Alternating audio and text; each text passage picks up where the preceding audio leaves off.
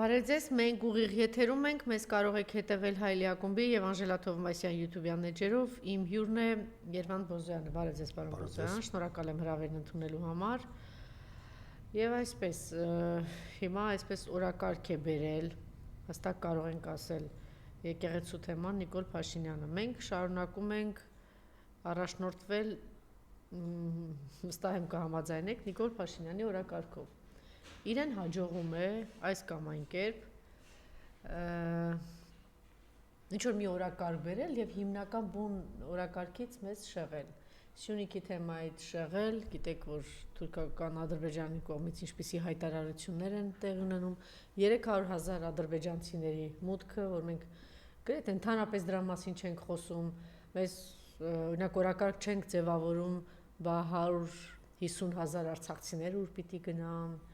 Բաքվի հայերը ուր պիտի գնան, Սումգայիթի հայերը ուր պիտի գնան, Կիրովաբադի հայերը ուր պիտի գնան, կամ պիտի ընդունեք, որ ընդհանրապես Հայաստան գոյություն չունի, դա Ադրբեջանի մի մաս է եւ պիտի գան ապրեն, կամ պիտի ընդունեք, որ 1 միլիոն հայ ապրել է Արցախով, Ադրբեջանում ապրել է այնտեղ եւ այդ 1 միլիոն հայի ճակատագիրը դուք ո՞նց եք պատկերացնում, ինչ պիտի լինի։ Չկա այս օրակարգում սոցիալական խայտարակ ծանր վիճակ, թալանը աստղաբաշխական Օդի աղտոտվածությունը քիչ առաջ պարոն Բոզոյանի հետ քննարկում է, ասում է դե այնքան սարսափելի թեմաներ կան, դա էլ կարևոր է, բայց թերևս գուցե բան առաջնային չի, բայց հետո մենք շարունակեցինք խոսել, այսօր ամեն երրորդ կին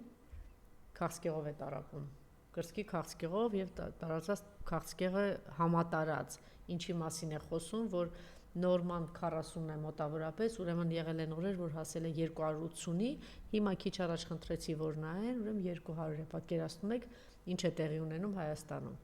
Եվ այս այն տպավորությունն է, որ այս մարդիկ որևէ դիմադրություն չկա եւ իրենց ամեն ինչ կարելի է մոտավորապես այս բանով են առաջնորդվում։ Հիմա տեսեք, առաջ է քաշել են, որ արդեն որոշել է, էլ հայհոյանք բան չի տալու, չգիտեմ, այս բաներ չի անելու, էլ ինչ օրակարգ է մտցրել, ինքը վստահ է, որ մենք պիտի ասենք դու չես տալու, դու ինքը դրա հիմնադիրն ես, որ դու սուտ ես խոսում, դու վճարովի աստղաբաշխական, չգիտեմ, ինչ թվեր եք ծախսել ոչ միայն 2018-ի, 2018-ից առաջ տարիներ շարունակ դուք դա դրել եք եւ ուղղակի սոցիալական ցանցերով բոլոր հանրային դեմքերի նկատմամբ ինչ տերոր էր տեղի ունենում, մի մասը դիմացավ, մի մասը ուղղակի սարսափած։ Հիմա էլ դուք դա շարունակում եք ձեր ցանկացածի էջում նայեք, ել չեմ ասում, եթե հանկարծ ինչ որ մի պատասխան է լինում, օրինակ Ալեն Սիմոնյանը Արցախի երեխաները սովի մեջ նստած 1 տարի 8 ամիս շարունակ սովի դակ նստած Արցախի երեխաները մի հատ ինչ որ գրառում էր արել, որ ինքը բանը երջանիկ ապագա են բերել երեխաների համար, ու ես ինչ որ բառով է արել, ինքը ասենք դատի է տալիս, բայց այս այլանդակությունը նույն այդպիսի հազարավոր գրառումներ իրանց ֆեյքերի կողմից, ինչու ոչ, բա մի հատ իրանց բառամթեր կնայեք եւ առհասարակ չգիտեմ, երևի արժի փակել այս թեման։ Այս այլանդակությունը մեր իրականություն բերել են հենց իրենք։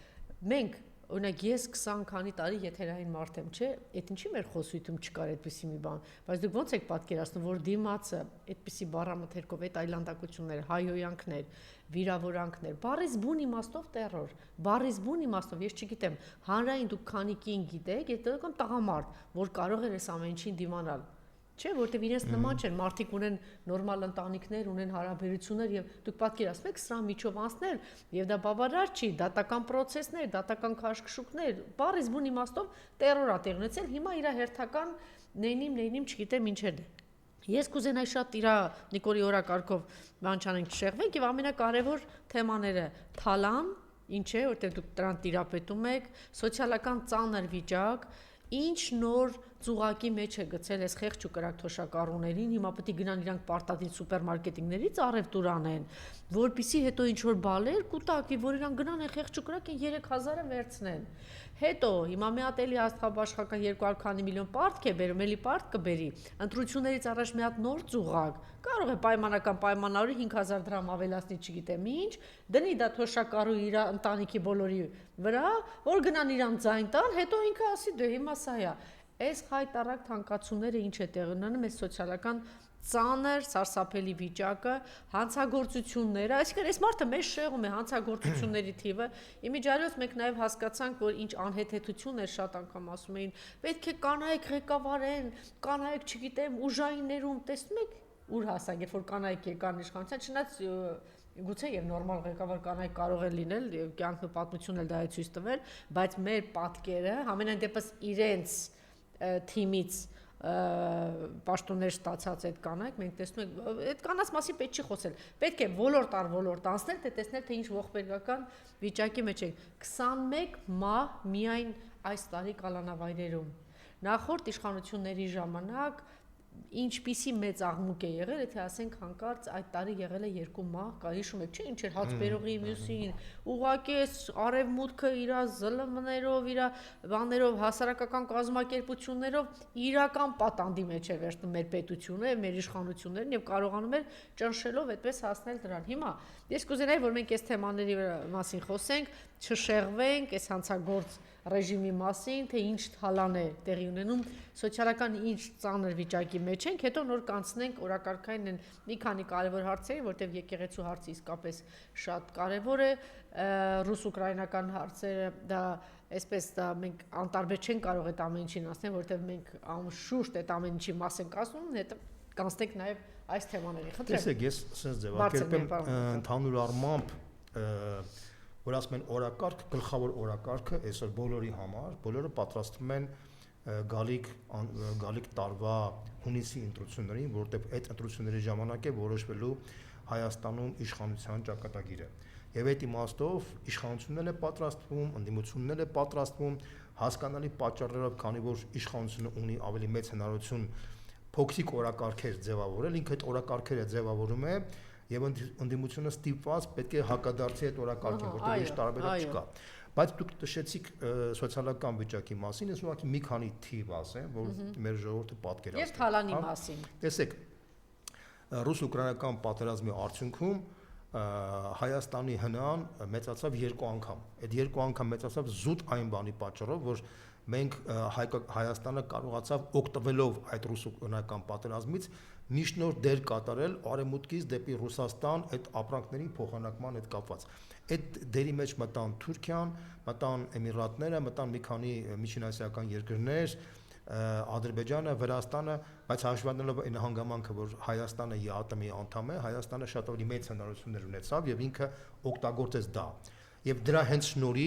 դրա շնորհիվ Հայաստանի հնան մեծացավ 2 անգամ։ Բայց ես մի հարց եմ տալիս։ Հայաստանի հնան մեծացավ 2 անգամ։ Իսկ արդյոք մեր ժողովրդի կենսամագարտակը մեծացավ 2 անգամ։ Իհարկե ոչ։ Տեսեք, ես մի քանի թվեր ասեմ, որ դուք պատկերացնեք։ Հայաստանում մինիմալ սպառողական զամբյուղը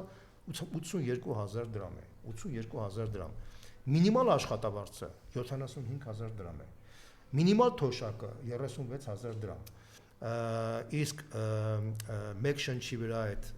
հնայի բանը մոտավորապես $8,000։ Հիմա համեմատենք մեզ Վրաստանի հետ, հա, Վրաստանի հետ համեմատենք ինչ եմ դա ասում, որովհետև մոտավորապես նույն ժողովուրդն են, նույն պրոպորցիաներն են, եթե մենք օրինակ համեմատում ենք 90-ականներից 2000-ական թվականներ եւ հիմա, ապա ես ասեմ շատ հետաքրքիր բան, 90-ականներին մենք անգամներով ավելի առաջ էինք, քան Վրաստանը։ 2000-ական թվականներից սկզբից մինչև 2008-9-10 թվականները, մինչև 8 թվականը, հա, ասես ձևակերպենք, Հայաստանի հնան կազմում էր $12 միլիարդ, իսկ Սաակաշվիլի ժամանակվա հնան կազմում էր $10 միլիարդ, $10 միլիարդ, եւ դա այն դեպքում,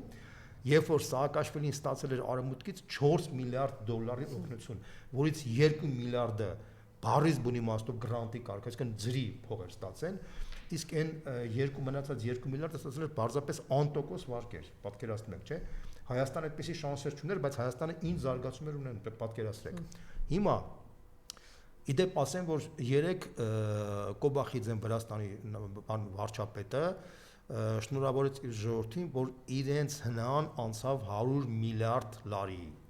Դա եթե մենք բաժանենք մոտավորապես 2.6-ի, կլինի մոտավորապես 35-ից մինչև $40 միլիարդ։ Հա, հասկանում եք, չէ՞։ Եվ դա այն դեպքում, երբ որ Հայաստանի հնան 2 անգամ բարձրացավ մոտավորապես 26-27 միլիարդ է այսօրվա դրությամբ, բայց այն հնարավորությունները, որ Հայաստանը ունի օգտվելով ռուս-ուկրաինական պատերազմից, այդպիսի հնարավորություն չունի Վրաստանը։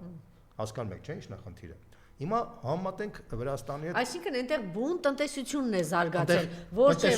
պահի ընթացքում ասենք այս պատերազմից օգտվելով շրջանառ, այո։ Իրական տնտեսական զարգացումը պաշտոնապես 7-6% է, 7-6%։ Եվ դա արձանագրում է եւ թոշակների վրա, եւ դա այն ժամանակ, երբ որ արևմուտքը բարից բուն իմաստով պատերազմ հայտարարեց Վրաստանին, մեծ քանակությամբ այդ այլանդակությունները, որ կատարվեց անցյալ տարվանից մինչև հիմա, փաստացի կարելի ասել չհայտարարված պատերազմի մեջ է գտնվում Վրաստանը։ Եվ դիմակայելով այդ ամեն ինչը, փաստացի, հիմա տեսեք մի քանի փաստեր ասեմ։ Մեր մոտ թոշակը մինիմալ կազմում է 36000 դրամ, իրենց թոշակը միջինը կազմում է 500 լարի, դա գալիս է համարյա $200։ Իսկ ուղղակի թվերն եմ ասում, պատկերացնեք, հա։ Հիմա տեսեք, կրկնակից մի քիչ բարձր է, լսում մեր մոտ սիրելի թոշակառուներ։ Մեր մոտ այս անպայման թոշակառուների մասն է խոսքը։ Թող լսեն, որտեղ միշտ ճիշտ է ասում պարոն Բոզյան, որտեղ նույն մակարդակի երկրներ են, չէ՞ եղել։ Այնպես չգնացել ենք, չգիտեմ որ երկրի օրինակն ենք բերում, եւ շատ ճիշտ է ասում, այս սարսափելի ճնշումների տակ ինչ է անում արևմուտքը Վրաստանի գլխին։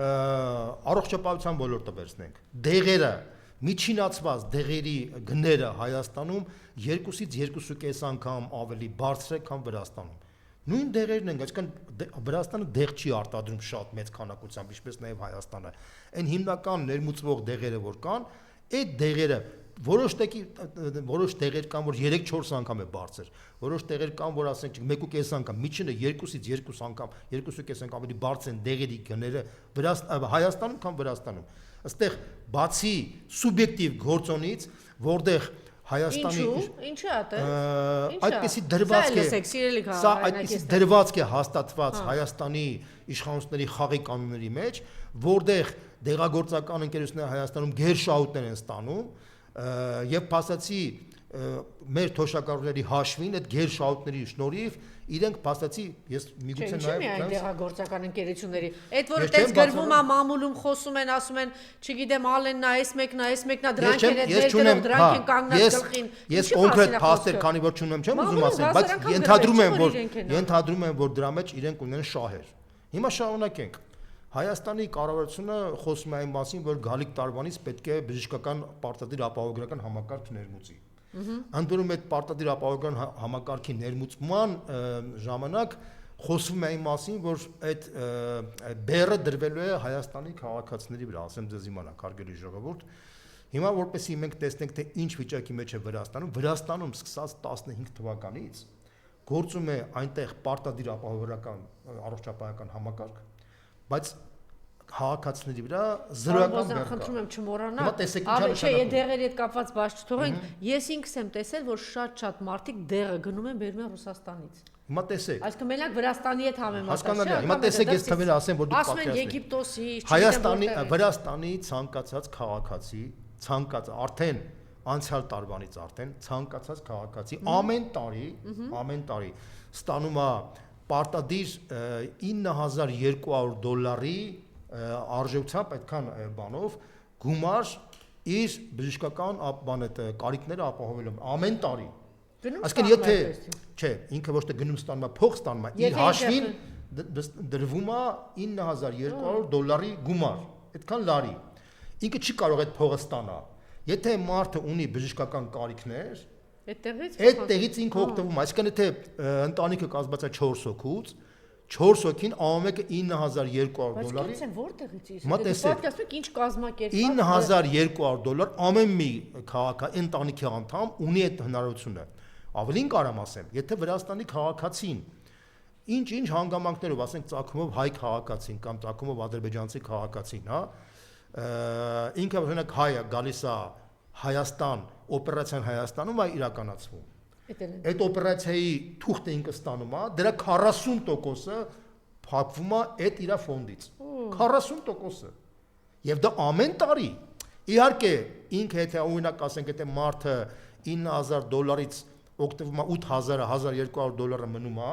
տարվա վերջում, հաջորդ տարի այդ 1200-ը զրոյանում է նորից $9200 դառնում։ Այսինքն չի կուտակվում էդի։ Պարզապես ամեն տարի ու ծախսել ես թե չես ծախսել, ինքը ամեն տարի $9200 զրոյից էլի գումարվում է։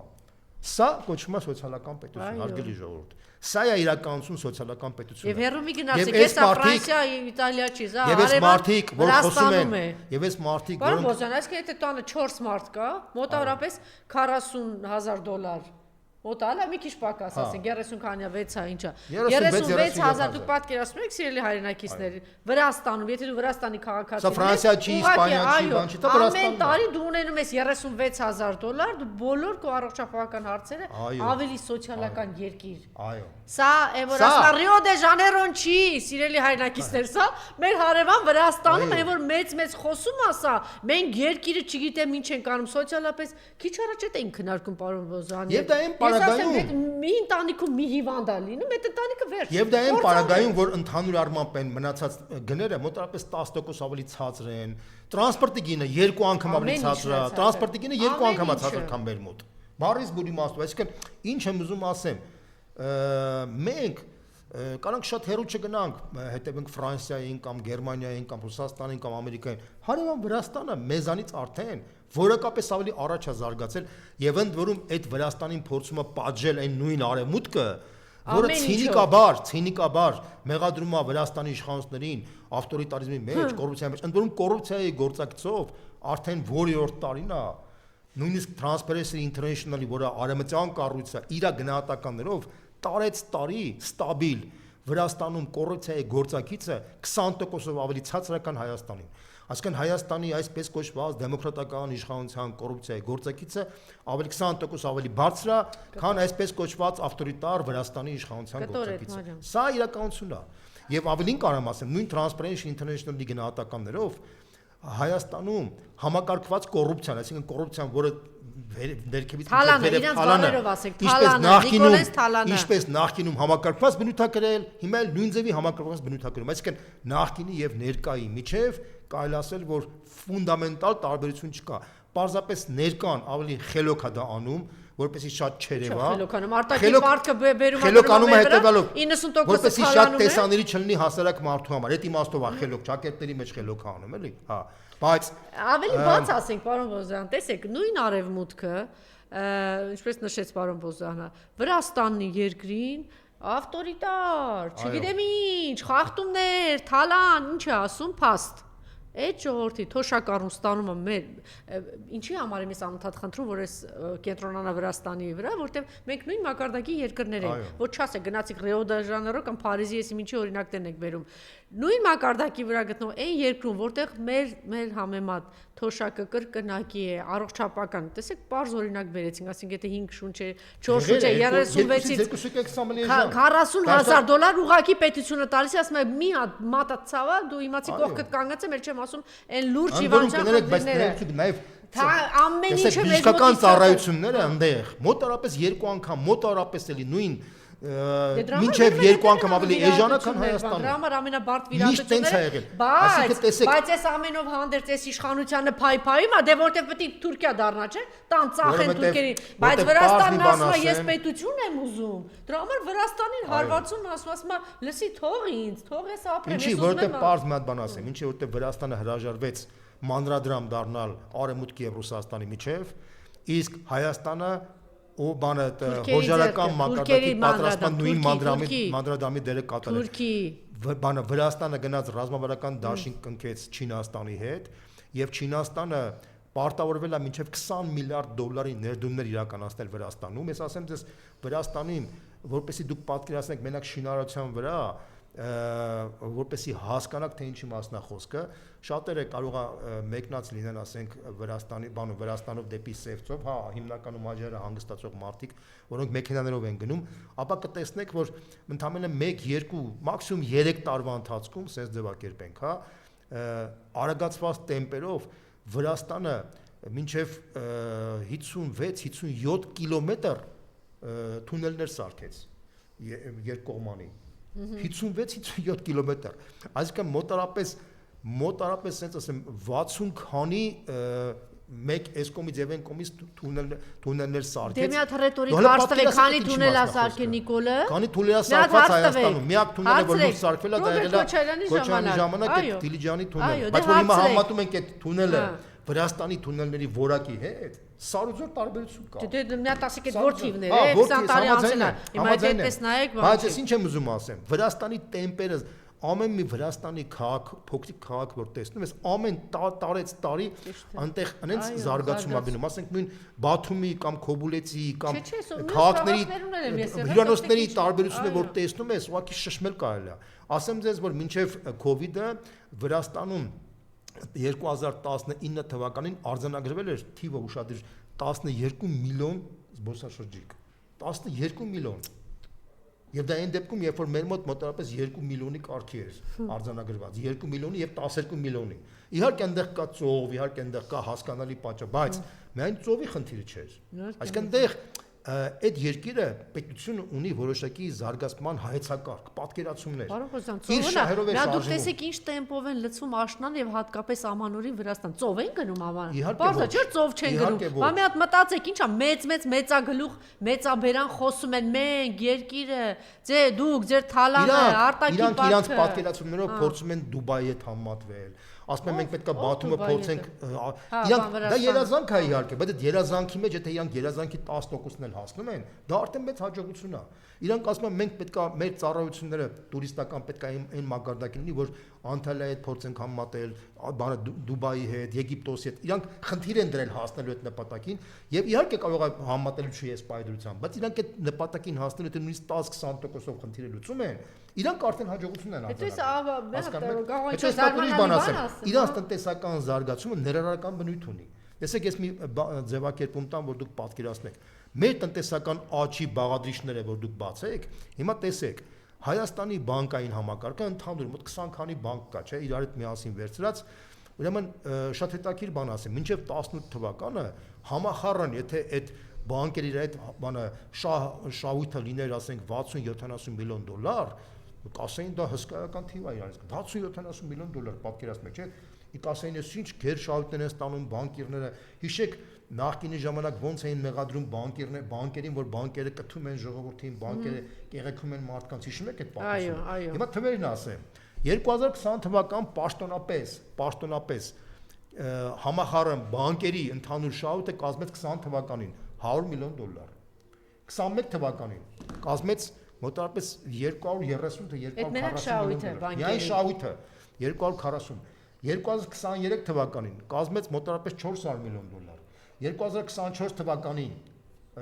կազմեց արդեն մոտավորապես 900 քանի միլիոն դոլար։ Այս տարվա արդեն այս ամիսը արդեն մինչև հոկտեմբեր ամիսը արդեն ինքը արդեն գերազանցել է 1 միլիարդ դոլար։ 1 միլիարդ դոլար, հիմա այս տարին որ փակվի բանկերի ընդհանուր շահույթը կգերազանցի 1 միլիարդ դոլարից էլ մի քիչ ավել, հիմա պատկերացեք։ Դե մի հատ պատկերացեք 36000 40000 բան թոշակ, մի հատ պատկերացեք առողջապահականից, 1 միլիարդ մենակ շահույթ։ Հիմա տեսեք, փաստացի բանկերի ընդհանուր շահույթը 1 միլիարդից ավել մի տարվա մեջ, 1 միլիարդից ավել դուք հասկանում եք ինչ է նշանակում սա։ Եվ դա ցույց է տալիս թե ինչ աստիճանի ծանր վիճակի մեջ է գնացել մեր ժողովուրդը, ինչ վիճակի մեջ է գտնվում։ Հիմա այս իշխանությունը դուք ասեցիք 10% առողջապահական բան հարցերից ելնելով տները վաճառում ու վարկի։ Այո, մեր ուսումնասիրները ցույց են տալիս, հարգելի ժողովուրդ, որ իհարկե մենք 3-4 քաղաքներում ենք այդ ուսումնասիրությունները արել, ոչ ամբողջ Հայաստանով մեկ, բայց շատ հետաքրքիր պլյուս-մինուս 10%-ը մարդիկ, որ չեն կարողանում իրենց առողջապահական խնդիրները լուծեն եղած գումարներով, իրանց տները վաճառում են, ստիպված վարձով են ապրում, որպեսզի կարողանան ֆիզիկապես գոյատևեն, չմեռնեն առողջապահական։ Ես ուղղակի իրականություն եմ ասում, որովհետև Հայաստանում մինչև հիմա 21-րդ դարի 25 թվականին պարտադիր ապահովագրական համակարգ գոյություն չունի առողջապահական համակարգ։ Ընդ որում սրանք էլ որ ուզում են մտցնեն, դրանք մտցնելու են մեր հաշվին, ժողովուրդ ջան, մեր բոլորիս հաշվին։ Ոնց որ մեքենաների մեջ մտցրեցին, չէ՞, մեքենաների ապահովագրական համակարգը մտցուն եւ տարեստարի այդ մեքենաների ապահովագրական համակարգը մեծանում է, բարձրանում է։ Ամեն տարի բարձրանում է։ Ինչ գին ուզում են գրում են։ Ինչ գին ուզում են դնում են։ Իբր թե մրցակցություն է, բայց մրցակցության զրո մրցակցության խնդիր կա։ Բոլորը դնում են նույն գինը, ոչ մի տարբերություն չկա, մրցակցության զրո նշույլ կա դրա մեջ եւ օդից վերցած ինչ-որ գին են դնում եւ իրանք ես ենթադրում եմ որ բավականին լուրջ շահույթներ են ստանում դրանից։ Հիմա նույն բանը անելու են առողջապահական համակարգի պայմաններում մեր հաշվին դնելու են։ Վրաստանում Հայաստանը քաղաքացին եւ բիզնեսը 0 լումայա տալիս։ Վրաստանում հարկերը ավելի ցածր են, քան Հայաստանում։ Ես մի քանի թիվ ասեմ, որ դուք պատկերացնեք։ Ուրեմն Վրաստանում, եթե մեր մոտ շրջջ հարկով աշխատողները 5% էր դարձեցին 10%, չէ՞։ Ապա Վրաստանում մինչև $200,000 կարգի մի տոկոս է կազմում իրանց մոտ, ես ուղղակի թիվ եմ ասում։ Մեր մոտ շահութահարկը 18% է, իրանց մոտ 17% է։ Մեր մոտ NDS-ը 20% է, իրանց մոտ 18% է։ Հասկանում եք ինչ նախանձ։ Ես ուղղակի թվեր եմ ասում, որ դուք պատկերացնեք, այսինքն իրանց մոտ մի խազով ավելի ցածր է, քան մեր մոտ։ Իրանք ունեն լոգիստիկ բարենպաստ տարածք, քան մենք, ծով ունեն, մենք չունենք էդի։ Հիմի հարց Դուք բան ասեցիք այս ուկրաինական պատերազմից հետո այս 4 տարի այսպիսի մեծ ահռելի գումարներ է եկել, պատտե կարող են չէ օգտվել սրանից։ Ուկրաինական պատերազմի արդյունքում այս իշխանությունը կարողացել է մոնոպոլիզացնել եւ իրանց շահերով Ռուսաստանի հաշվին փող է աշխատում, նեղ շրջապատը։ Ռուսաստանին փնովում են իրանց լրատվամիջոցներով։ Իրանք հպարտանում են, որ հնան մեծացել են 2 անգամ Բայց եթե տեղավորվածը մի 10 հոգու ձեռք մի քանի հոգու ես չգիտեմ, մեզ ենթադրում են։ Հիմա դուք ասում եք բանկային համակարգի, չէ, պարոն Բոզյան, ասում եք բանկը 1 միլիարդի միայն եկամուտ է ստացել։ Դուք չգիտեք քանի բանկ են իրանք բացել եւ ինչ է կատարվում այդ բանկերում։ Դա ես նույնց եմ կրկնում, սա այն փաստերն է, որը բաց փաստեր է։ Այո, հիմա խոսում են օլիգարխի մասին, բանանի գինը, բան էս կոմենք։ Հիմա մտնում ես մարդը մտնում է սուպերմարկետ կամ խանութներ մտնում է, բոլոր գները բանանի գների պես են դարձել։ Այսինքն եթե նախկինում իրանք իհարկե նախկինում էլ օլիգարխիկ համակարգ կար, լկտի օլիգարխիկ համակարգ կար, բայց այս մարդկանց օլիգարխիկ համակարգը այլասերվածության վերջի սահմաններն է անցել։ Այսօրվա օլիգարխներից մեկի շրջանառությունը կազմում է $10 միլիարդ։ Այդտենց օլիգարխ Հայաստանի պատմության մեջ չի եղել։ Բանն է, չէ, Վիվարոյի տերերն են։ Ոչ մի Հայաստանում մինչև հիմա այդտենց օլիգարխ Հայաստանում չի եղել։ Այսինքն Նիկոլի օլիգարխից այն կողմ օլիգարխ հայ ժողովուրդը չի ունեցել։ Ես ասենց ասեմ, Գեբելսը ժամանակին ասում էր պետք է մարդկանց բացարձակ ավելի մեծ խաբեության բան, որ մարդիկ ճշմարիտ դա անցան, որտեղ մարդիկ ասեն, դա այսքան աներևական խաբեբայություն չի կարող լինի, եւ քանի որ դու այնց մեծ ես սուտը ասում, այդ սուտը ճշմարտություն անցնում, հիմա նույն բանը ստեղ է։ Այսինքն Նիկոլի կերպարին կպած է, որ ինքը օլիգարխների դեմ պայքարող է եղել, որտեղ ինքը ժամանակին մի օլիգարխներից փող էր ստանում, մեկ օլիգարխների վրա ազգային ժողովում խոսում էր։ Դա բոլորը գիտեն դրա մասին։ Իշխանությունից փող էր ստանում այս կամ այն օլիգարխից բանան։ Միքայել Մինասյանը չասեց, ես եմ իրան փող տվել։ Բոլորը գիտեն դրա մասին։ Հիմա տեսեք, հիմա այս մարդը փաստացի այդ օլիգարխիկ համակարգը կատարելագործել է անգամներով է լկտի ածկացած։ Իր տարեկան բանը իր օլիգարխի այդ Վիվարոյի $10 միլիարդ $10 միլիարդ շրջանառությունը։ Տենց բան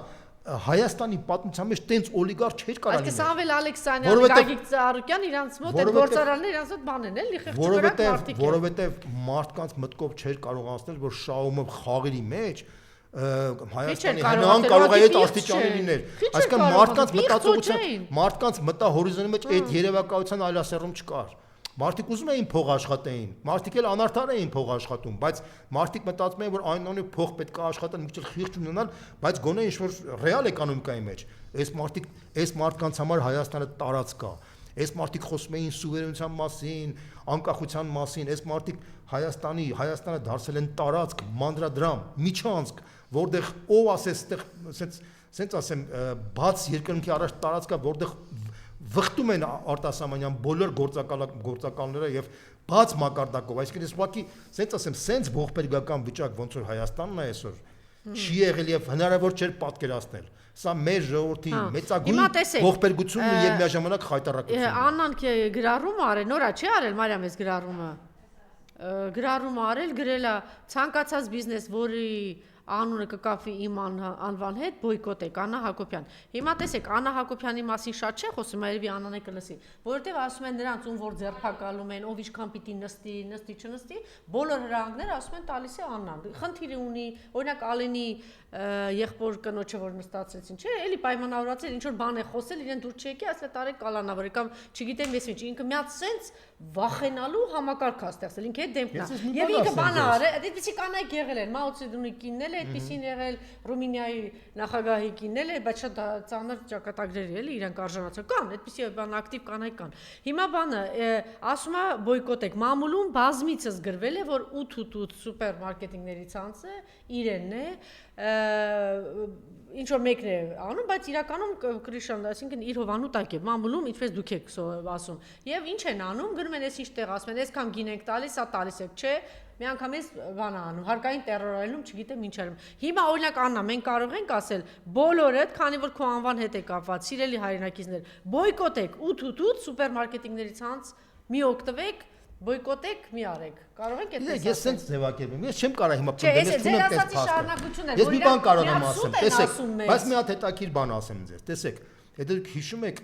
այս իշխանությունները փորձում են, փաստացի ոչ եմելը փորձում են։ Մի հատ օրենսդրական նախաձեռնությունով հանդես գան, որտեղ եթե ինչ-որ վեճ կա բիզնեսի մեջ, եթե 10 միլիոն դրամից անցնում է այդ վեճի թիվը, ապա այդ բիզնեսմենին պետք է կանոնավորեն եւ թույլ չտան, որ ինքը ազատության մեջ մնա։ Հասկանում եք, չէ՞։ Սա բայց շատ հետաքրքիր բան է։ Այսինքն այս իշխանությունը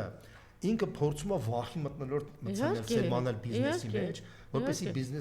բիզնեսը հանգարց որևէ մեկը չմտնի քաղաքականության մեջ։ Այն մտնոլորտը, որ կա եկեղեցու հետ կապված, այն մտնոլորտը, որ կա հանրային գործիչների հետ կապված, քաղաքական դաշտի հետ կապված, ինքը փորձում է այդ նույն բանը անել բիզնեսի մեջ։ Եթե դուք նկատեք, ժողովուրդ,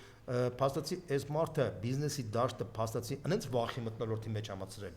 որ նույնիսկ եթե մարդը քաղաքականությամբ չի զբաղվում, բայց եթե ինչ-որ վեճ ունի, ասենք, չգիտեմ, հարկայինի հետ 10 միլիոն դրամից ավել է անցնում այդ վեճի խնդիրը, ապա իրանք ուզում էին համենայնպես այդ բանը մտցնեն, հիմա չեն կարող անում, որտեվ դժգոհությունը շատ մեծ է, իրանք նաև այդ դժգոհությունից են վախենում, բայց եթե երազանքը կյանքի,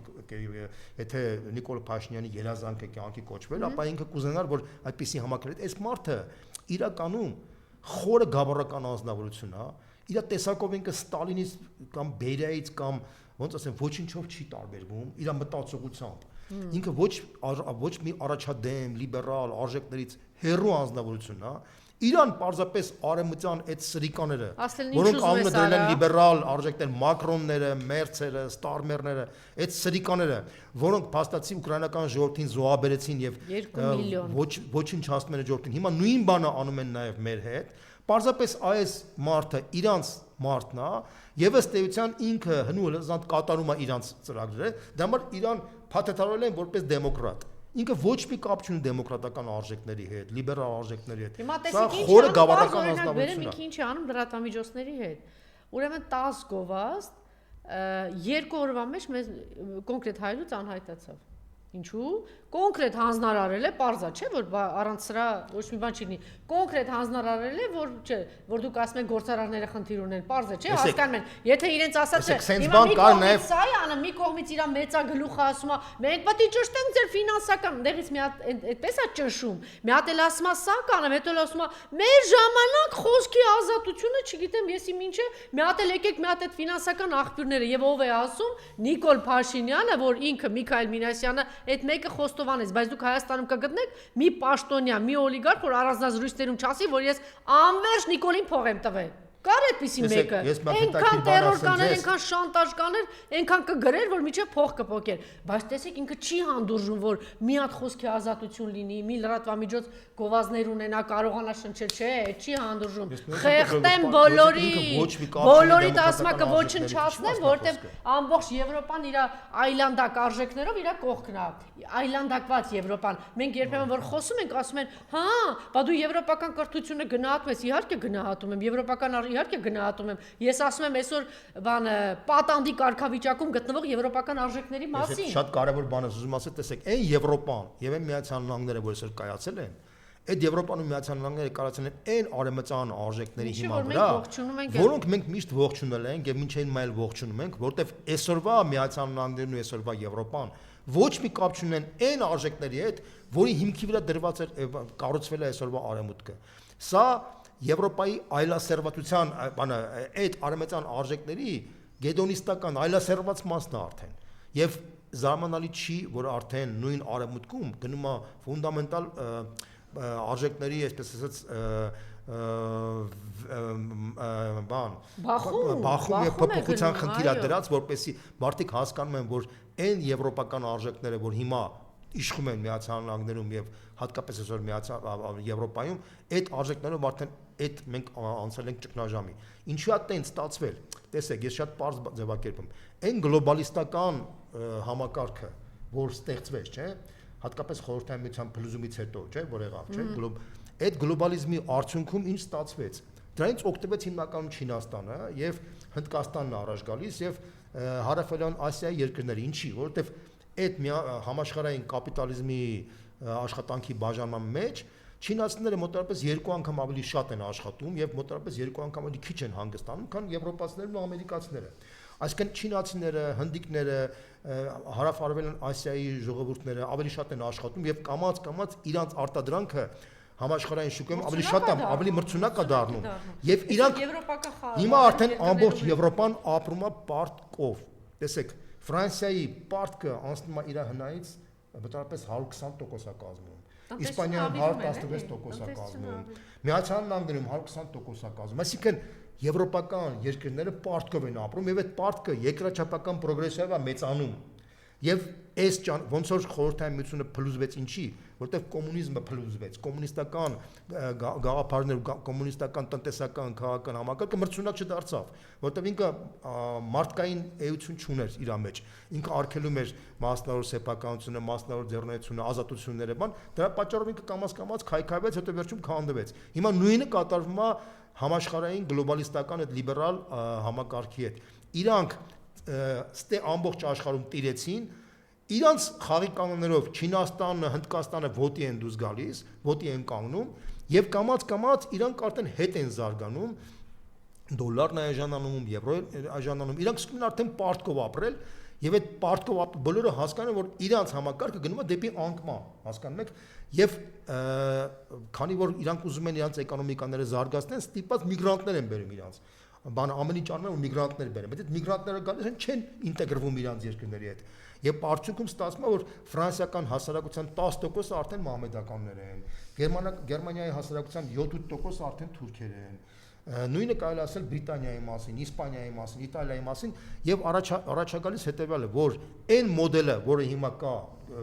լիբերալների, իրանք արդեն ապագա չունեն։ Իրանք որ ապագա չունեն, իրանք պետքա ինչ անեն։ Ոնց որ խորհրդային միությունը փլուզվեց, հիշում ես, բանա ռուբլին բան արեցին, չէ, ռուբլի փոխելու արդյունքում դեֆոլտ արեցին կամ բանը Ելցինի ժամանակ դեֆոլտ արվեց, հիշում ես այդ բանը։ Հիմա իրանք վախենում են դեֆոլտ անեն, որտեղ եթե դեֆոլտ չանեն, իրանց էկոնոմիկան փլվելու է։ Իրանք ինչ ամնում իրանց։ Իրանց մնում է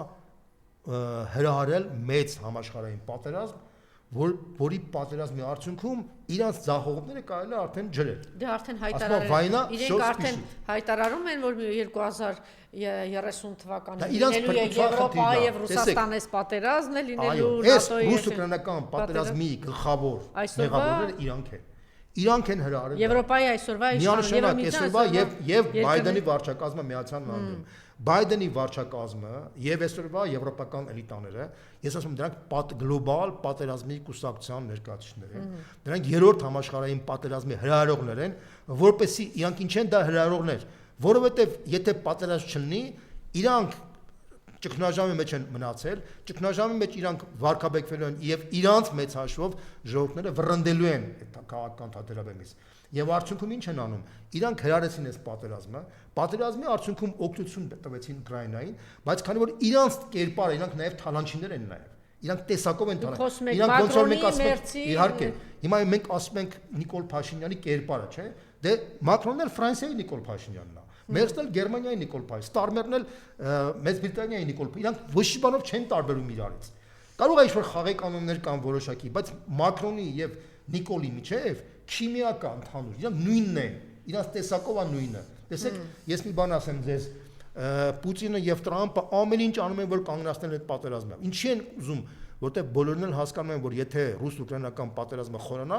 դա կբերի երրորդ համաշխարհային պատերազմի։ Իսկ ինչ են անում այսօրվա գլոբալիստները Եվրոպայի։ Իրանք ասում են մենք պատրաստվում ենք մեծ պատերազմի Ռուսաստանի հետ։ Գերմանիայի պաշտպանության նախարարը չի թաքցնում, ասում է մենք ենթադրում ենք, որ այդ պատերազմը կսկսվի կամ 29 թվականին կամ 28 թվականին։ Հասկանում եք, այսինքն այս մարդիկ, այս մարդկանց համար պատերազմը կենսական անհրաժեշտություն է, որտեղ իրանք գիտեն, որ այդ պատերազմը չլինի, իրանք վռնդելու են ժողովուրդները իրանք, բայց ոչ միայն վռնդելու են, հիմա այս ուկրաինական կոռուպցիոն սկանդալը որ բացվեց, տեսեք, ամերիկացիները ուկրաինական տվյալներով իրանք տվել են մոտավորապես 175 միլիարդ դոլար, իսկ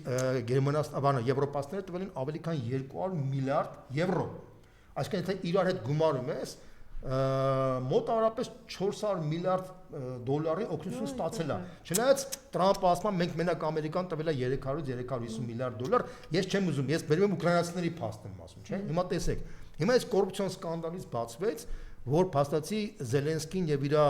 բանդան փաստացի այդ օգնությունից զգալիորեն իրանք գողացել բան են արել, այդ զգալի մաս թալանել են։ Ընդամենը 6 ամսվա էներգո ոլորտում 100 միլիոն դոլարի գողոնա բացահայտվել, չէ՞, որի մեջ ներքաշված են կոպիտ ասած բանը, այդտեղ արդեն մականուններ կան։ Ուրեմն Զելենսկիի մականունը պիանիստ է, դաշնակահար։ Ինչի է դաշնակահար, որտեղ ինքը հայտնի բանը կա, չեմ ուզում անհրամար ասեմ, թե ինքը դաշնամուրը ոնց ինչ մարմինով է նվագում, հա։ Իրա մոտ ընկեր Երմակին Ալիբաբան կար, այնտեղ կար պրոֆեսոր, այնտեղ կար չգիտեմ տարբեր տիպի ասենք բանը Կարլսոնն էլ ասենք իրանց այդ բաններ կասիրներ Զելենսկիի կասիրներ այսինքն այդ թալանչիները փաստա բայց բոլորի հիշում են որ Բայդենի տղան Բայդենի որդին փաստացի այն Բուրիսմա հայտնի ֆիրմայի մեջ ներգրաված է եւ ըստ էության հիմա եթե բացահայտվի որ այդ թալանի մեջ ներքաշվել են նաեւ Բայդենի թիմը Բայդենի կլանը Եվ իսկ երաշիք ունես, որ դրա մեջ ներքաշված է նաև Մակրոնի կլանը, Մերցի կլանը, Ստալմերի կլանը։ Հետևաբար պատերազմը կանգնացնելը դրա համար իրանց համար պատերազմի կանգնացումը եւ Զելենսկիի հերացումը կնշանակի, որ կարող են բացահայտվի հսկայական թալաններ, որի թալանից կարող է պետք է այդ թալանից մի զգամբաս հետ գնա նաև Մակրոնի վրա։ Դրա համար իսկ ինչի է ուզում Տրամպը ամեն կերպ կանգնացնի պատերազմը, որովհետեւ Տրամպը հասկանում է, որ եթե պատերազմը շարունակվի, ինքը կդառնա Բայդեն։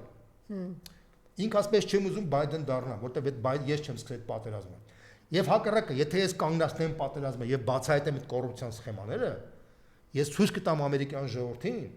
որ հիմնական թալաշները ոչ միայն Զելենսկին, նաեւ Բայդենն է, Մակրոնն է, բանն է, եւ ինքը չի թաքցնում, ասում եմ, իմ նպատակը, որպեսզի եվրոպական էլիտաներն փոխվեն։ Եվ այնտեղ էլ կան ազգային դեմոկրատական ուժեր։ Հասկանում ես, այսինքն Տրամպին եւ Պուտինին օրգանապես շահավետ է, որ պատերազմը կանգնացվի,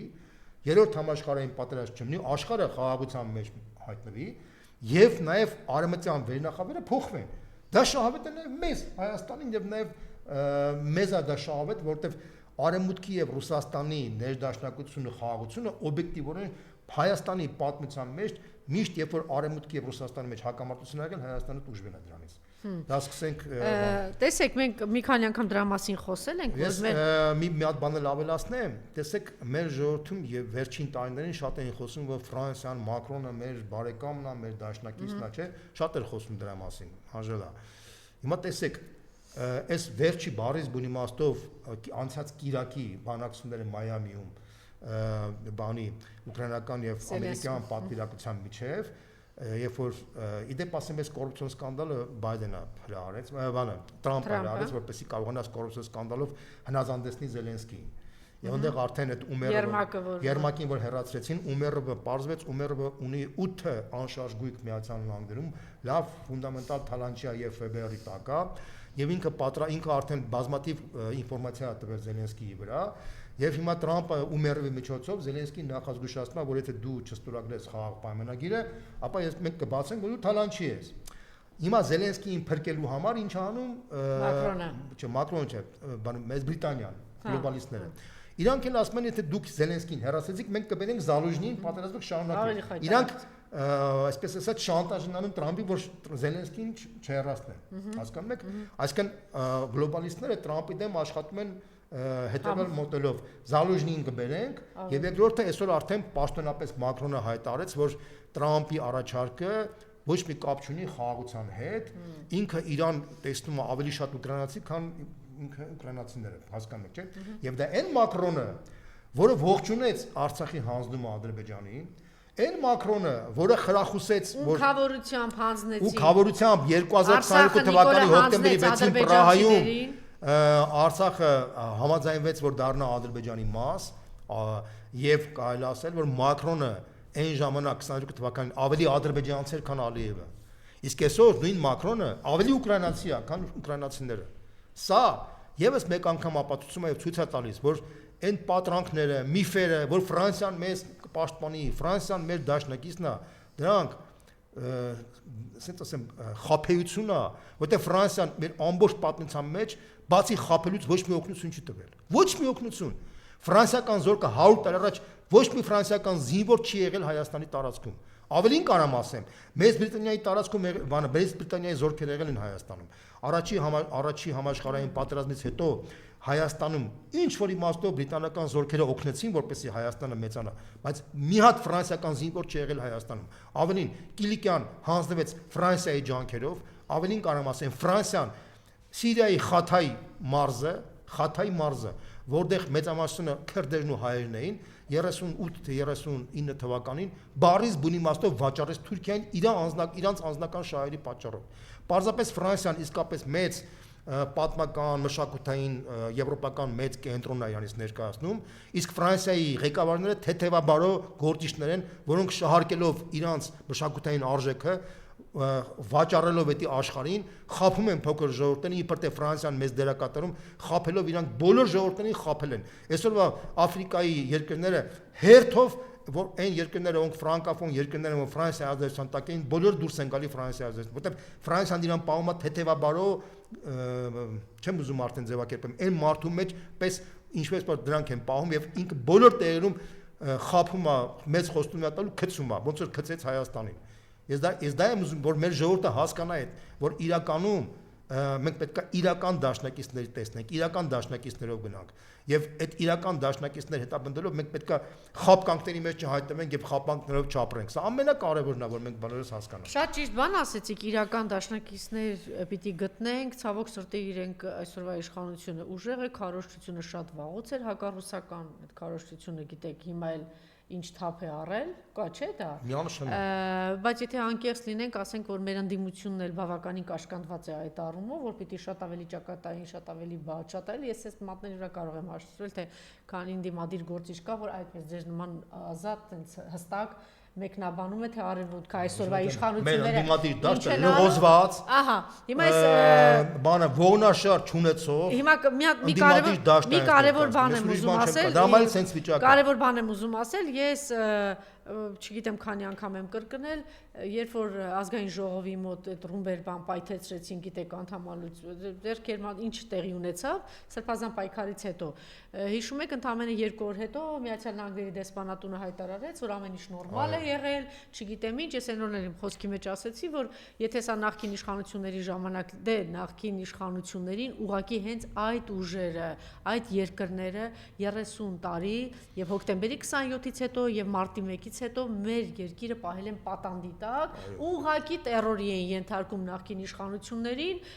ես նախարար գիտեմ, ասում առավոտը ինձանից շուտ դեսպան ու դեսպանատան աշխատակիցներ նստած էին, հաթեթը վերցրած, այս քաղբանտարկյալին, այս թեման, այս սրա մատը, սրա մազը, սրա չգիտեմ ինչը, ազգային ժողովում 40 քաղբանտարկյալ ունեն քննարկում է լինում,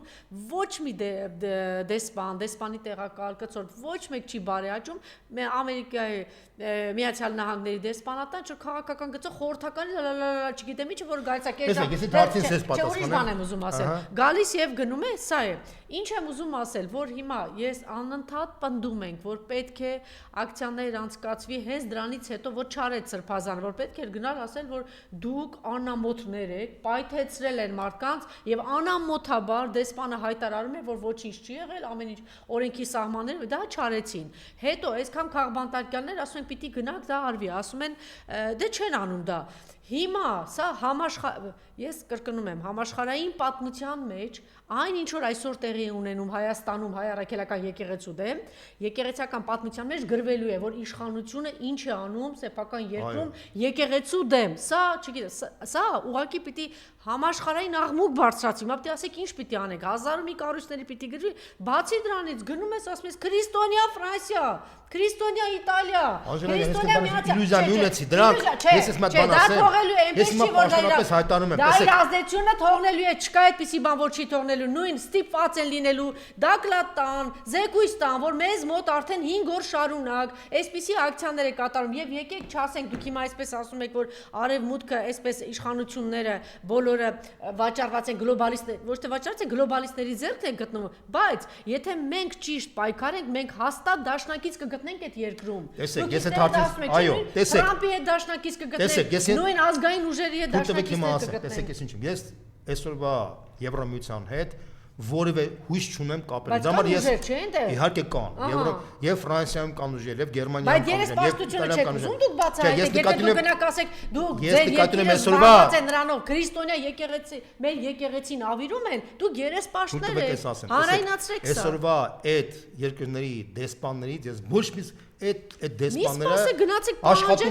աշխատում են իրենց երկրների մեջ, թողեք մոտ վերջացնեմ, էլի։ Այդ դեսպանները իրանք եւ այդ դեսպանատները փաստացի իրենք սպասարկում են այսօրվա Փաշինյանի իշխանությունը բառից բուն իմաստով դրանք զրոական ես մոտի կոչ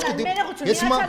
դրամ թողտվեց ես դրա համար ինչ եմ ասում ես դրա համար կոչ եմ անում ես իմ հույսս հետեւյալն է իսկապես Միացյալ Նահանգների դեսպանատան այն մարդիկ ովքեր որ իսկապես Տրամպի կողմնակիցներն են մագա շարժման կրողներ են բաներ իհարկե կան ես Միացյալ Նահանգների դեսպանատան այդ մասից սպասում ունեմ որովհետեւ իսկապես Եթե դուք ուզում եք, որ Հայաստանի հետ Միացյալ Նահանգները լուրջ զարգացում ունենա, իսկապես դուք պետք է կանգնեք մեր ժողովրդի կողքը, այլ ոչ թե այս դրածո եւ այլասերված իշխանության կողքը, որովհետեւ քրիստոնեական, կրոնական արժեքների գրողները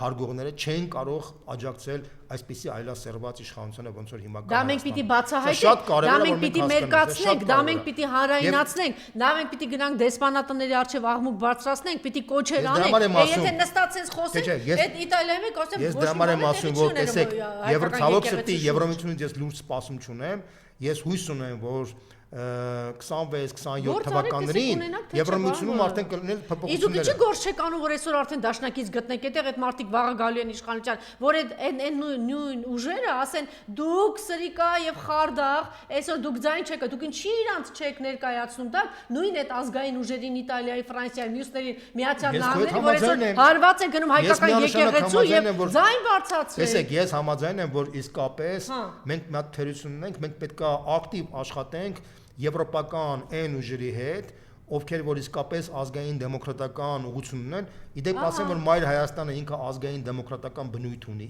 իր բանով, մենք միանշանակ կողմ ենք որպեսի Ռուսաստանի եւ Արևմուտքի հետ հարաբերությունները մերձանան, մենք համարում ենք որ այն ավանդական արժեքները, որը կրում են Ռուսաստանի այսօրվա իշխանությունները, Տրամպի վարչակազմը, մենք դրա կողմնակիցն ենք եւ կողմնակից ենք որ նույն ուժերը գան իշխանության Ֆրանսիայում, Գերմանիայում, Մեծ Բրիտանիայում, ես համաձայն եմ որ մենք բավարար չենք աշխատում այդ շրջանակների հետ։ Եթե այսօր պետք է ամեն ինչ անենք, ես լրիվ համաձայն եմ։ Պարոն Բոզյան, եթե գնան 10 օր շարունակ Ֆրանսիայի դեսպանատան մոտ, Իտալիայի դեսպանատան մոտ ակցիաներ կազմակերպեին ընդդիմությունը Կասկածում եմ, պարոն Բոզյան, 20 հոգով, գնան 20 հոգով, 100 հոգով, 1000 հոգով գնում շրջապատում են Իտալիայի դեսպանատունը, մյուս դեսպանատունը եւ աղմկում են, ասում են դուք լինելով իբրև թե քրիստոնեական արժեքների կրող, պաշտպանող եւ այլն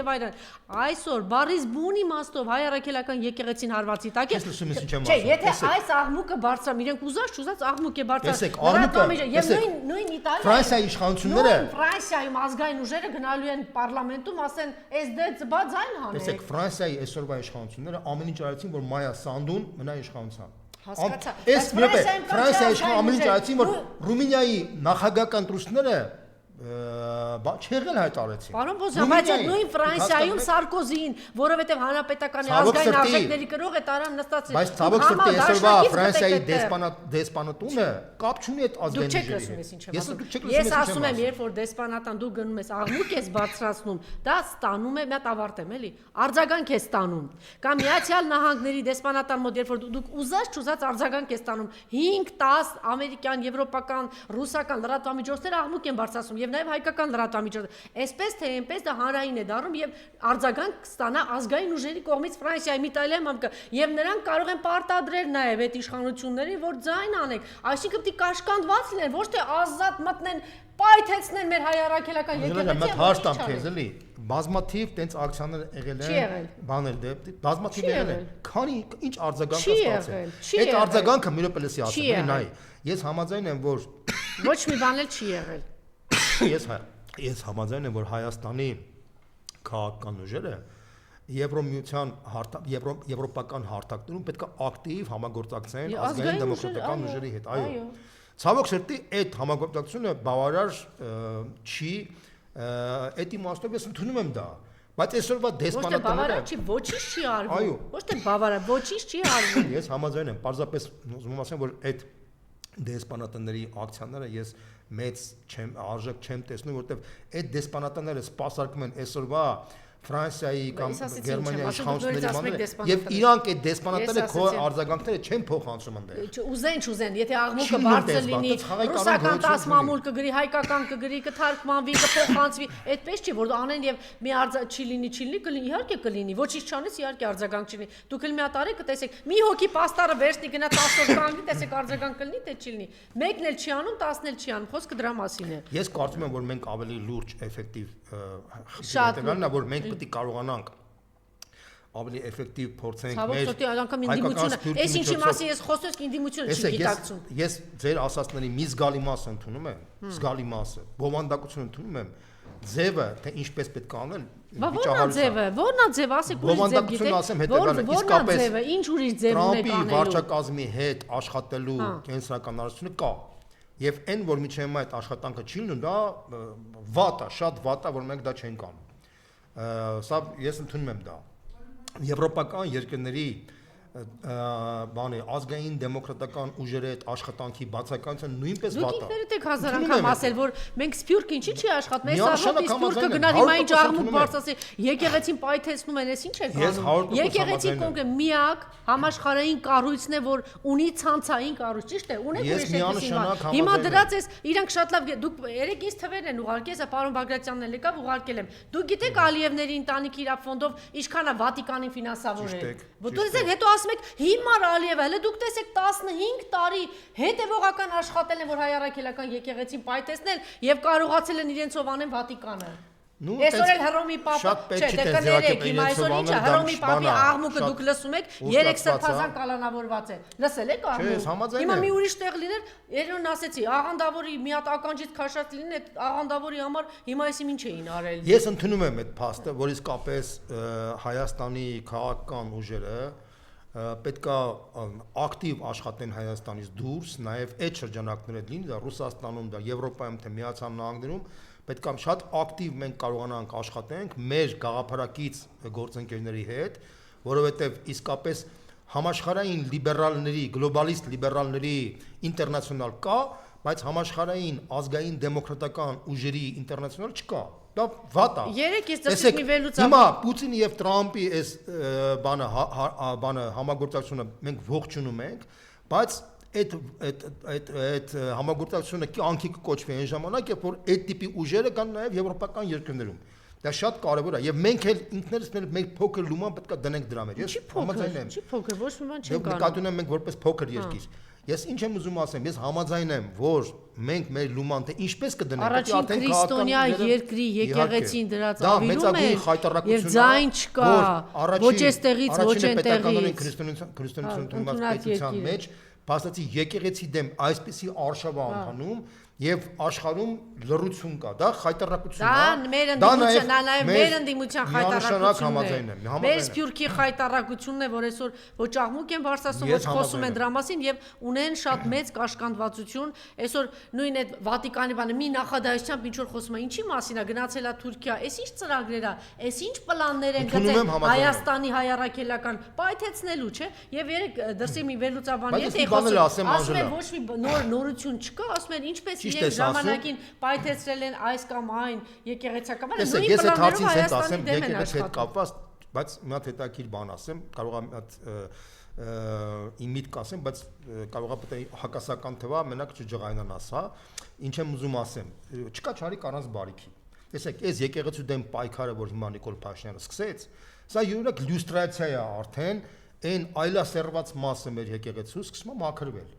Այսինքն իրականում մեր եկեղեցին նաև այս տասնյակ տարիներ ապրել է Բրեժնևյան համակարգի մեջ։ Բենտլի Սամոն, ինչ գործ ուներ, որ մեր եկեղեցու պետք է ուներ ինքը Սրբազան կամ ինքը պետք է ուներ թեմի առաջնորդ։ Այդ նույն նախադասություններով դուք սպասեք։ Այդ նույն նախադասություններով այս իշխանությունը եկավ, պետք է մաքրել նախագահներին տանենք, պետք է մաքրեն գեներալներին։ Մի հատ այդ նախագահների ինստիտուտը ավիրեց, մի հատ բանակը ավիրեց, գեներալիտետը հիմա էլ եկել է այս նույն նախադասություններով, մի հատ էլ եկեղեցին կավիրի, մեկ էլ կնայեք ինչ կատակը, ոչ մի բան։ Երկիր էլ չկա։ Բայց հիմա ինչ որ է, այդ պատերազմը, որ ինքը սկսել է եկեղեցու դեմ, յուրօրինակ սա նաև հնարավորություն է, որ մենք եկեղեցին մաքրենք այդ կեղտից, որովհետև այն Բրեժնևյան մթնոլորտը, որ կար է տասնյակ տարիներ մեր եկեղեցի մեջ, այդ Բրեժնևյան մթնոլորտը նաև պարարտ հող ստեղծել, որ Նիկոլ Փաշինյանի պես կերպարները հարցակեն եկեղեցու վրա։ Հիմա ես մի քիչ նորմալ իշխանություն ունենային եւ խնդիր չունենար մեր երկիրը ազատագրելու թշնամու ձեռքը չներ, համաձայն եմ ձեզ հետ, բայց այսօր մենք էգզիստենցիալ հարցի առջև ենք կանգնած կլինենք, թե չէ մտածենք։ Բան եմ ասում, Փաշինյանը օգտագործում է մեր բոլոր մինուսները եւ օգտագործում է մեր պետության դեմ։ Մենք պետք է մեր մինուսները մաքրենք ինքներս, որ կարողանանք թույլ չտանք, որ այդ եմ ասում։ Բայց ինչի՞ թույլ, որովհետեւ նույնց եմ ասում, մենք 30 տարի հանդուրժել ենք, մենք հանդուրժել ենք, որպեսզի այդ Բրեժնևյան 30 տարի հանդուրժել ենք, որ արևմտյան կեղտոտ հասարակական կազմակերպություններն ու լրատվամիջոցները հիմքերը մեր պետության ավիրեն։ Ես ինչ եմ ասում, տես սա առիթ է, որպեսզի մեր եկեղեցին նաև ոչ թե հանդուրժել ենք բաների։ Մենք առիթ է, որպեսզի մեր եկեղեցին այս կեղտից մաքրենք։ Հիմա Փաշինյանը եւ Փաշազադեն իրանք իրար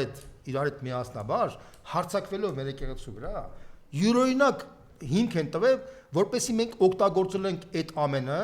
որ մենք կարողանանք մեր եկեղեցին դա շատ փոքր պլյուս է այն մեծ ահռելի աղետի, որ բերում է Նիկոլը եւ ավիրելու է հայ առաքելական եկեղեցին։ Ինքը ոչ մի բանի արժեվ չի գա։ Հիմա ինքը կոնկրետ խնդիր ա դրել եկեղեցի, տեսեք, ասեց կհարցակվեն բան։ Ինքը հասկացել, իմիջիալոց մյուս երկրներում էլ են այդպես արել։ Ինքը շատ սիրուն սրանց կա այս դավաճաններին։ Այս տականքներին կառանձնացնի, այս 10 հուդաների։ Իմիջիալոց ինֆորմացիա կա, որ այս ամեն ինչը շատ գեղեցիկ պլանավորված է եղել եւ Ադրբեջանի Հռոմի Պապի եւ նաեւ Վատիկանի ավելի ճիշտ նախին եւ ներկա Պապերի ձեռքով եւ նաեւ Մակունցը, որ ժամանակին այսպես ասած հավաքագրում էր այն Հրանտ Բագրատյանի սիրելի համալսարանում Էշի ավանակի ականջում քնած, դա ինչ էր դրանց Արմեն Դարփինյանի ժամանակ հավաքագրում էր են փայլուն ուսանողներին, որ տանում էին Վրաստան հավաքագրում էին այս ուժերի համար, հիմա եթե ոնց էր այդ որջը այնտեղ տեղավորվել Սլավոնական համալսարանում, պատկերացնում եք, հետո տեսանք բոլոր այդ ճատերը այդ չգիտեմ ինչեր այնտեղից դուրս եկան։ Հիմա նույն Մակունցին ուղարկել էր այնտեղ եւ ինֆորմացիա կա, որ Մակունցը արդեն մի քանի տարի շարունակ այնտեղի եկեղեցու առաջնորդի Հովնանն ինչը դրա հետ համագործակցում աշխատում, այսինքն իրանք ցանցով մեր եկեղեցին սենց պարակտում եւ հիմա ինքը պարակտելուց հետո ասելու է իմ կաթողիկոսը նա է, այս կաթողիկոսին էլ ձեր կաթողիկոսին էլ տանում եմ ձերբակալել։ Ինչ ենք անելու։ Ես այդ ինչ որ դուք ասում եք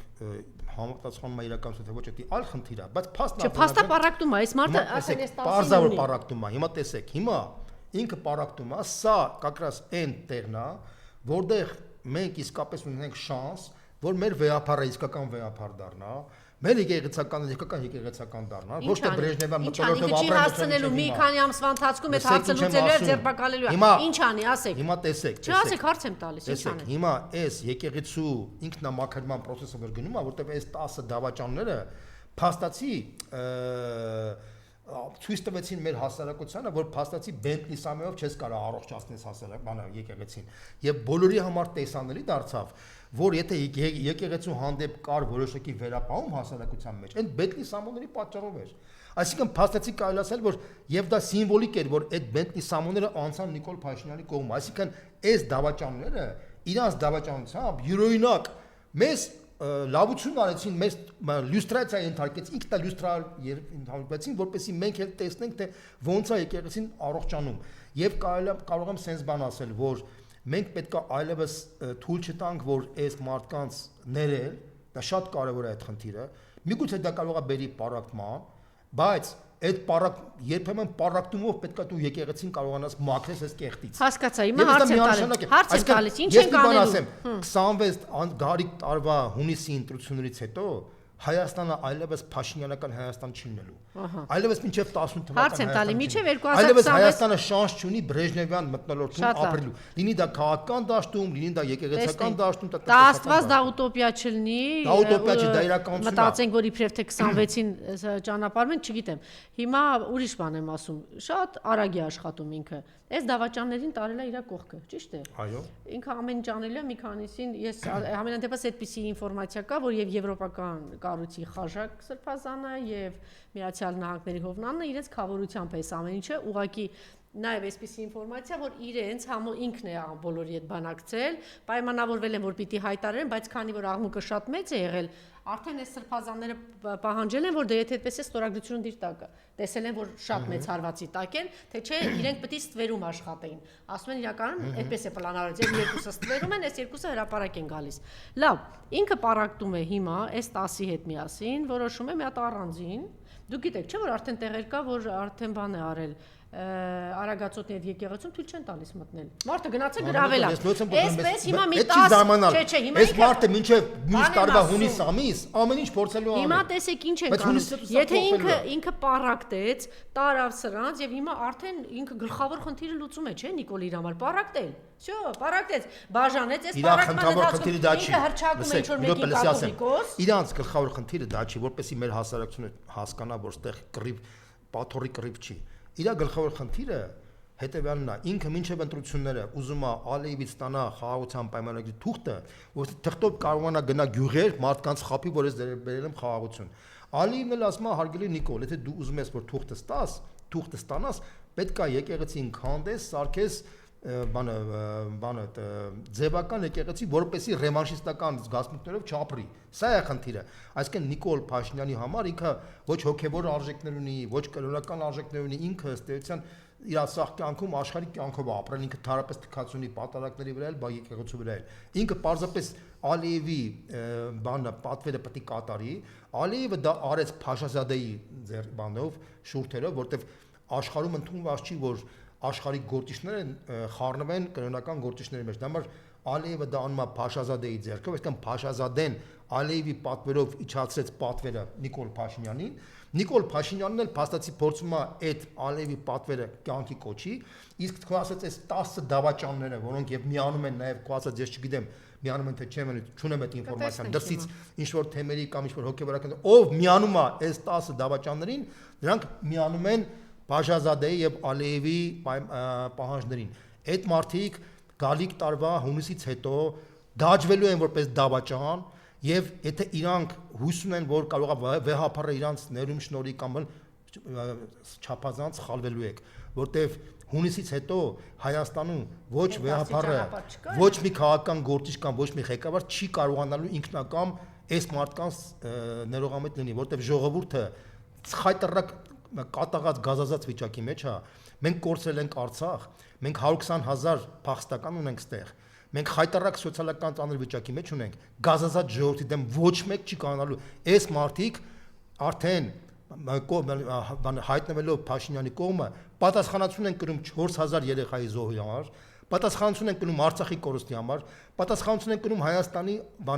արժանապատվության քայքայման պետականության քանդման համար։ Իրանք մինչև վերջ պատասխանատվությունը կրելու են բառից բուն իմաստով մինչև վերջ, ու դուք կտեսնեք, թե ոնց է պատասխանատվությունը կորբանալու։ Դրա համար այդ նույնից եմ կրկնում, ստեղ առանձնապես կաթողիկոսի կռիվ չի, սա Փաշազադեի եւ Ալիևի պատվեր կատարելու խնդիր է եւ բոլոր են մարդիկ, բոլոր են քահանաները, բոլոր են արխիեպիսկոպոսները, բոլոր են թեմի առաջնորդները, ովքեր միանում են Նիկոլ Փաշինյանին, միանում են Փաշազադեի պայմանին, միանում են եկեղեցի քանդմանը, միանում են Հայաստանի պետականության քանդմանը, միանում են ցեղասպանության ուրացմանը եւ իրանք ներում բեկում չինելու գալիք տարվա հունիսը եւ այլևս էլ կոլխոզա-սովխոզական իշխանություն Հայաստանը չի ունենալու, որտեղ Հայաստանը չունի ռեսուրս կոլխոզա-սովխոզական իշխանություն ունենալու համար, որպեսզի այսպես Բրեժնևյան ընկերախբերական Նիկոլից ու թուրքերից ազատվելու ռեսուրս ունի։ Այդ շանսը ունի, որովհետև հիմա պայքարը Արևմուտքի եւ Ռուսաստանի մեջ շատ սուր է ընթանում, շատ արդեն նույն process-ը գնում է նաեւ Միացյալ Նահանգներում, Տրամպը այդ կեղտից բացում է Ամերիկան, Պուտինը այդ կեղտից մաքրում է Ռուսաստանը, մենք բոլորս տեսնում ենք, այդ կեղտից մաքրվելու են եվրոպական երկրները, այն մի կեղտը, որի անունը Զելենսկի է, մի ամիս հետո վռնդվելու է իշխանությունից, արդեն այս կոռուպցիոն սկանդալը Տրամպի վարչակազմը հրահարեց, որպեսզի կարողանա հեշտությամբ Զելենսկին ուղարկի քաղաքական աղբանոց, եւ Զելենսկին մի ամիս հետո աղբանոց ուղարկվելու, Նիկոլ Փաշինյանը հունիսից հետո աղբանոց ուղարկվելու մյուս տարվա։ Այս process-ները անշրջելի բնույթ են կրում, որտեվ էսա օբյեկտիվ պատճառներ ունեն, օբյեկտիվ պատճառներ, որտեվ այն գլոբալիստական համակարգը, որ կա, ինքը արդեն սպառել է իրան, ինչպես որ ժամանակին սպառել էր կոմունիստական համակարգը, եւ այդ կոմունիստական համակարգը քայքայվեց եւ փլուզվեց խորհրդային միության փլուզման արդյունքում։ Եվ ըստ էության այդ կոմունիստական համակարգի փլուզումով Չինաստանը կարողացավ փրկվել, որտեղ Չինաստանում ծնվեց Դեն Սյաոպին եւ ինքը կարողացավ ռեֆորմացիայի արդյունքում այդ կոմունիստական համակարգը վերափոխվի ժամանակից նորմալ սոցիալական պարտավորություններով կապիտալիստական համակարգի։ Հիմա Տրամպը փորձում է այս գլոբալիզմի բանի համակարգի մեջ Դեն Սյաոպինի դեր կատարի, կկատարի թե չի կատարի, չեմ կարող ասել, բայց ցանկացած նորմալ մարդ, պարկեշ մարդ, ինքը պետք է փորձի հավատալ, որ ինքը կարողանա կատարել։ Նույնը փորձեց կատարել Գորբաչովը, իդեպ ասեմ, Գորբաչովի սկզբնական փուլում ինքը իսկապես իրան պետք էր աջակցել, որտեղ մարդը փորձեց չստացվեց իր մոտ։ Ես չեմ ուզում իրան մեղադրեմ, ինքը որ ասում են թե ինքը հատուկ է ոչնչացրել պետք է, սա սխալ է։ Ինչի՞ ասում դեբիլ է։ Մարդը մեկի մոտ ստացվեց, մեկի մոտ Գորբաչովի մոտ չստացվեց, Դեն Սյաոպինի մոտ ստացվեց։ Հիմա Տրամպի մոտ կստացվի թե չի ստացվի, ես չեմ կարող ասել։ Բայց բոլոր պարկեշտ մարդիկ աշխարհում մի ամբողջ երկիր կործանվեց, ասում եք դե չստացվեց։ Ես նույնպես եմ կրկնում, ես ասում եմ իրականությունը, ասում եմ հետեւյալը, ցանկացած նորմալ մարդ պարտավոր է փորձի աջակցել իսկապես որպեսի աշխարհի բոլոր նորմալ մարդիկ հաստան իրանց հաջողության, որտեղ տեսեք, բայց արևմուտքը արդեն էլ այդ սխալը թույլ չի տալիս, եթե արևմուտքը, եթե այն շատ արագ չլուծեցին Իվանիշվիլու հարցը, ես կարծում եմ հիմա շատ զղջում է, որ Իվանիշվիլու հարցը շատ շուտ չկարողացան լուծել եւ Իվանիշվիլու մոտ հաջողեց, հիմա չգիտեմ ինչքան կհաջողի, բայց փաստ է որ շարունակում է մնալ իշխանության եւ դիմադրում է։ Բայց տեսեք Հայաստանում ինչ արագ մի քանի ժամվա ընթացքում Սամվել Կարապետյանի հարցը լուծեցին, այսինքն նրանք հասկանում են, որ Սամվել Կարապետյանը դրսում լիներ, այնուամենայնիվ կարող է լինել այն ինչ որ տեղի ունեցավ Վրաստանում։ Հիմա մի կողմից հիմա բացել է բացում, տեսեք Իվանիշվիլին չկարողացան լուծել, որտեղ Իվանիշվիլին ուներ հատկություններ, որը ցավոք սրտի չունեն մեր գործիչները։ Իվանիշվիլին կարողացավ ոչ միայն դիմակայել դրան, Իվանիշվիլին ոչ միայն փոխեց համակարգը։ 3 դեկտեմբերի 1-ին Վրաստանի վարչապետ Կոբաղիձեն հայտարարեց, որ վերջապես մենք մեր հնան անցավ 100 միլիարդ լարի, այսինքն մոտավորապես 35 միլիարդ դրամ։ Այսինքն այդ մարդիկ հաջողություն են արձանագրում, ոչ թե չլուծեց Վրաստանի իշխանությունը սրընթաց մակարդակով իրանք հաջողություն են արձանագրում նույնիսկ այն ճնշումների առաջ, որը կա հսկայական ճնշումներ են տալիս արևմուտքը, սարսափելի ճնշումների տակ է։ Նախ առաջին փուլի մասն եմ ասում, որ կարողանար Սամվել Կարապետյանի միջոցով ազատագրվեինք։ Հիմա Անժելա ջան, հիմա sense մի բան ասեմ դες։ Իրականում այս խնդիրը դրված է Հայաստանի առջև։